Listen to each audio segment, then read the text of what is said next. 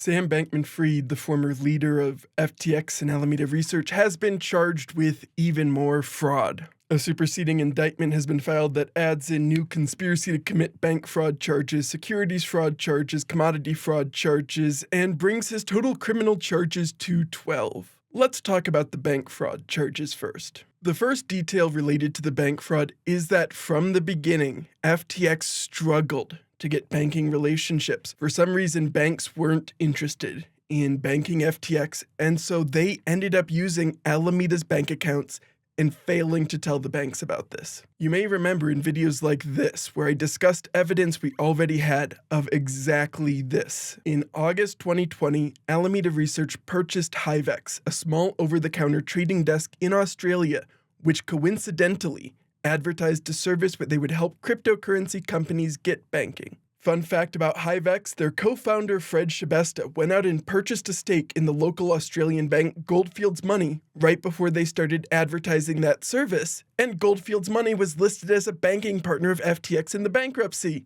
What a fun coincidence! Anyways, Alameda Research buys the desk. They make SBF director, see, there's his name, and then they immediately announce it's banking FTX on the official FTX Twitter. But even here, they cannot keep straight if it is HiveEx, Alameda, or FTX. Turns out, they weren't just doing this in Australia. They were doing this everywhere, even at their US banks. And US banks don't like that. US prosecutors may like it though, because banks are happy to blame their misdeeds on you. Now, this little bit of commingling of customer and corporate funds and commingling of funds between these corporations and lying about it was not the end of their schemes. Of course not. This is Sam Bankman-Fried we're talking about. His schemes do not end like mere mortals. The indictment discusses a mysterious Bank One, which rejected FTX as a client because FTX was not a licensed money transmitter. So our buddy Sam cooked up a scheme where he would incorporate a new business called North Dimension Incorporated and tell Bank One that this was just another Alameda account, but he was actually going to use it for FTX. Well, it turns out we know when North Dimension Inc. had an account, and so we have a pretty good idea of who Bank One is, and that is Silvergate. Silvergate has been struggling. Large outflows of deposits, requiring loans from the Federal Home Loan Bank, and having senators demand more information about their involvement with FTX, Alameda Research, and Sam Bankman-Fried. Turns out when I said Sam Bankman-Fried banks like a criminal, I might have been onto something. Now, of course, this was not the only new information. There's this hilarious part in the indictment when FTX is being audited, and one of Sam Bankman-Fried's cronies comes to him and is worried the auditors are going to flag their mixing of customer deposits and Alameda funds. SBF tells his co-conspirator not to worry, lies to the auditors, and the auditors sign off on the books, apparently never noticing the massive fraud. FTX US was audited by Armamino and FTX by Prager Metis, if you're curious. He then got to use this audit to promote his exchange as more legitimate than it really was. Hats off to everyone involved in that. We've talked about the limitations of auditors on this channel before, and I highly recommend you review our episode with Francine McKenna for more information on that. This indictment also gave us far more insight into Sam Bankman-Fried's attempt to buy political influence. Firstly, the indictment makes clear that many of the donations were made with FTX customer funds, which, yeah, obviously they were. But it also talks about how Sam Bankman-Fried didn't want all these donations to be tied to his name, because that could be inconvenient for him. He didn't want people to think he was some partisan leftist, which, Sam, I hate to tell you this, but the right-wing reactionaries already put you in that category. You were one of Joe Biden's biggest donors, and to right-wing reactionaries, Joe Biden's a socialist, so you're a socialist now, Sam. Does this make sense in reality? No, but it did not help you avoid that category. Now, Sam also absolutely did not want to be seen supporting people who, for example, want to overturn democratic elections, which is basically half the elected Republican Party.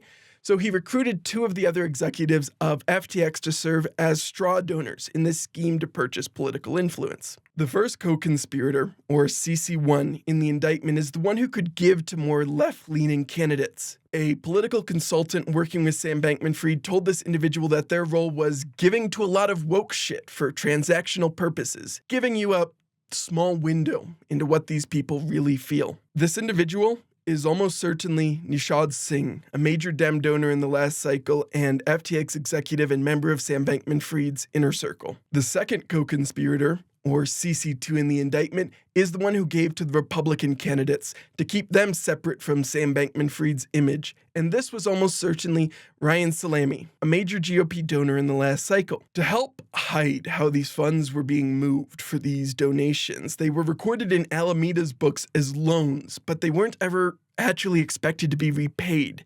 And at one point when co-conspirator 1, Nishad Singh, got nervous, they planned to do some accounting trickery to make the loan disappear. Unfortunately for them, FTX collapsed before they got to do any additional accounting fraud. So FTX customer deposits were used in a bipartisan influence purchasing scheme by Sam Bankman-Fried in an attempt to pass a bill favorable to him in the United States.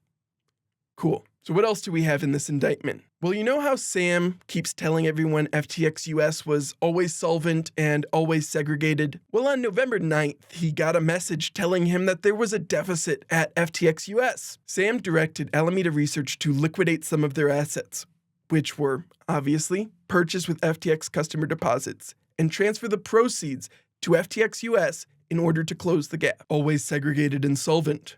Right, Sam? The indictment also further clarifies some of the lies he told to FTX investors and customers about the status of segregation, the way they keep funds separate, that Alameda Research was equivalent to every other user and definitely wasn't allowed to have a massive negative balance, right? The indictment also shows us that despite his protestations, Sam Bankman-Fried was at the helm and making these decisions the entire time. Sam has pled not guilty to the first 8 charges and will almost certainly plead not guilty to these as well. But if I can track him engaging in many of these behaviors in Australia without any subpoenas and without any co-conspirators cooperating, imagine what prosecutors have. We have a whole playlist on FTX if you want to get caught up on the past charges and activities, and I highly recommend you watch this video about FTX in Australia to understand the desperate steps they took to maintain access to banking.